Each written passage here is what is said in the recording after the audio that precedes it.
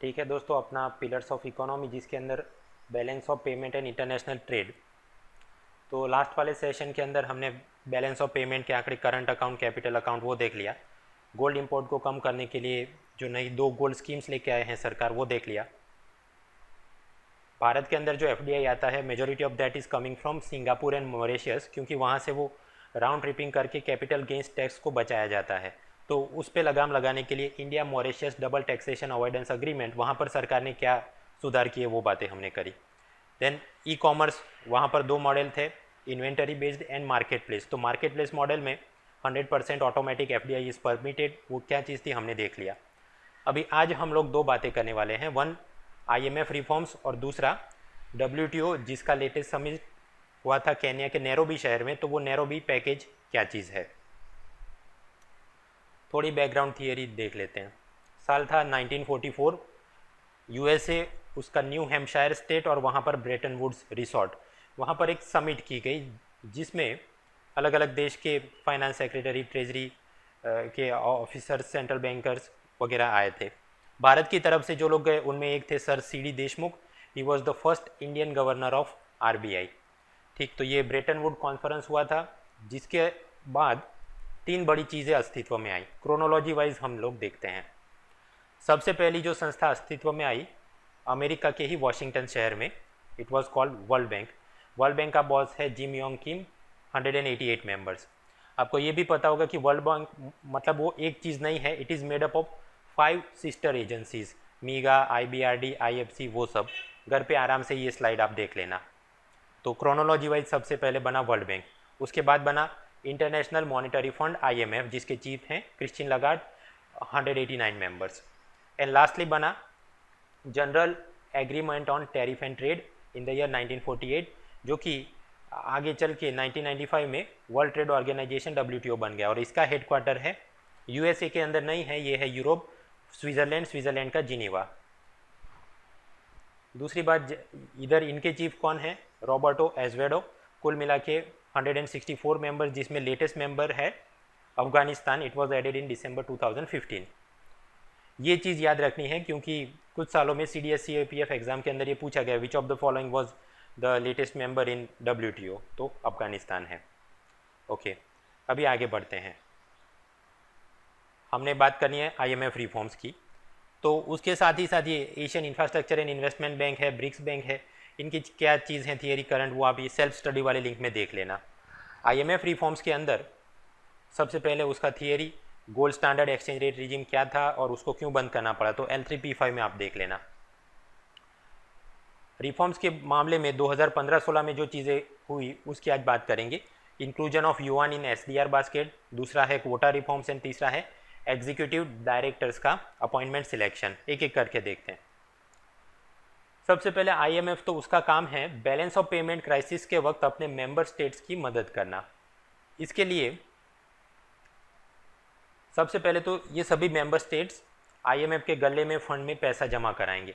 अब कौन से मेंबर ने कितना पैसा जमा करना है, it depends on the size of their economy. जिसकी इकोनॉमी बड़ी होगी उसके ऊपर बड़ा कोटा डाला जाएगा और उस हिसाब से वो लोग पैसा जमा कराएंगे। पैसा जमा कराएंगे जितना, उस हिसाब से उसका वोटिंग पावर तय होगा।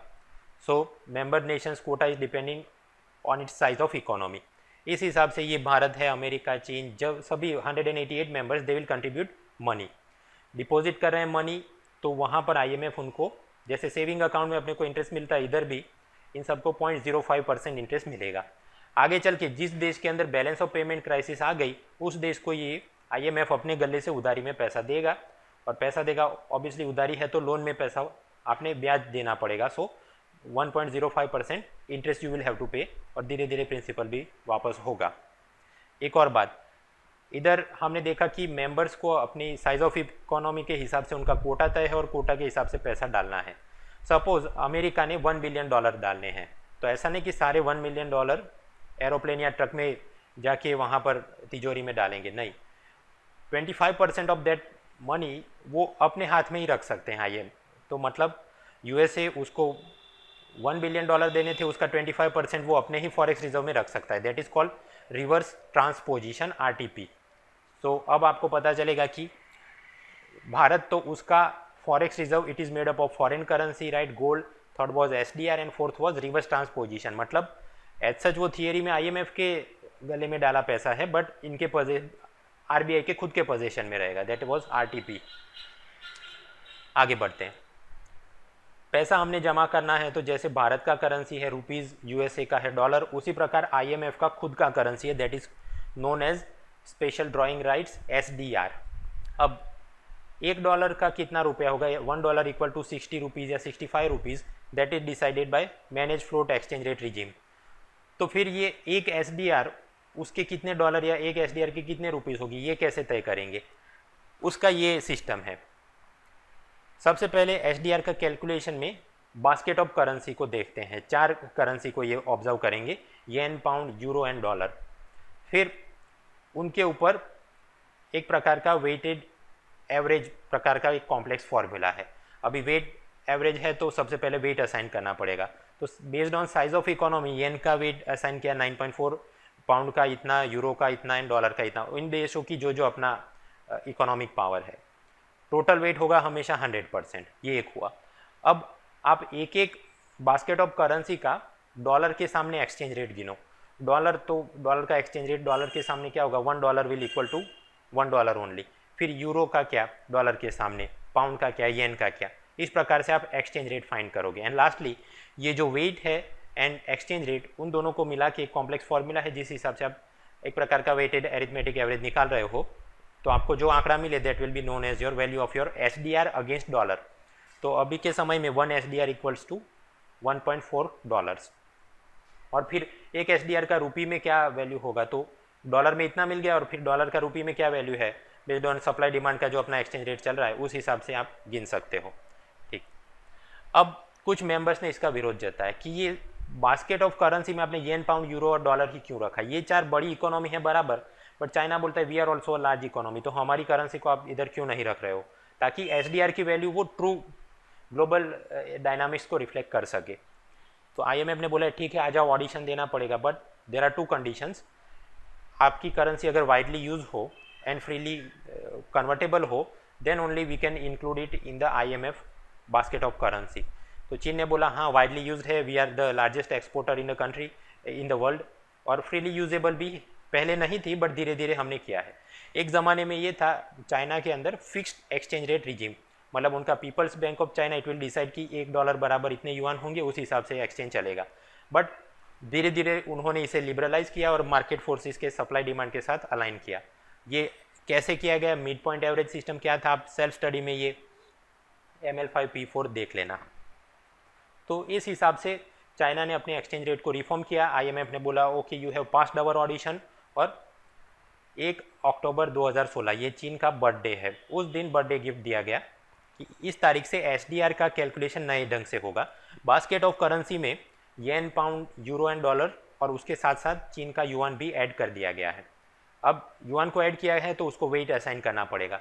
तो आप देखिए कि हर एक इकोनॉमी की साइज़ के हिसाब से, हर एक देश की इकोनॉमी की साइज के हिसाब से नए सिस्टम में उसको 10.92% इतना वेट असाइन किया गया है। तो ये अपना नया वेट वो कॉलम देखिए। फिर आप एक्सचेंज रेट फाइंड करेंगे कि एक उस तारीख को एक युआन के सामने कितने डॉलर क्या एक्सचेंज रेट था, फिर हर एक करेंसी का डॉलर के सामने एक्सचेंज रेट, और फिर आप वेट एंड रेट इसका एक कॉम्प्लेक्स फॉर्मूला लगाएंगे, you will find the new value of SDR. तो एसडीआर के बास्केट ऑफ करेंसी में युआन का इंक्लूजन, ये पहला रिफॉर्म हो गया। प्रश्न, इससे चाइना को क्या फ़ायदा होगा। लंबी चौड़ी कहानी है, अगेन ML5P4 में सेल्फ स्टडी में देख लेना। कहानी का निष्कर्ष ये है, चाइना अगर इस बास्केट में आ गया then it will be more globally accepted currency.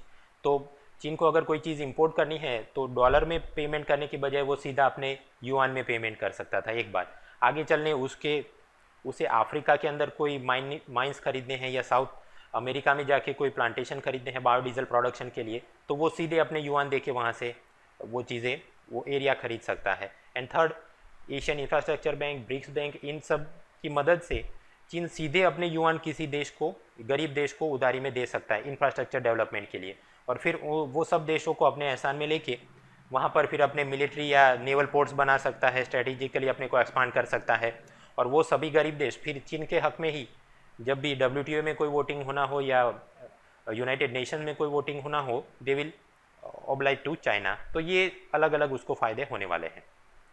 ठीक, सो IMF रिफॉर्म्स की बात कर रहे थे, सबसे पहला reform inclusion of yuan in the SDR, वो समझ लिया। अभी सेकंड रिफॉर्म्स, क्वोटा रिव्यू।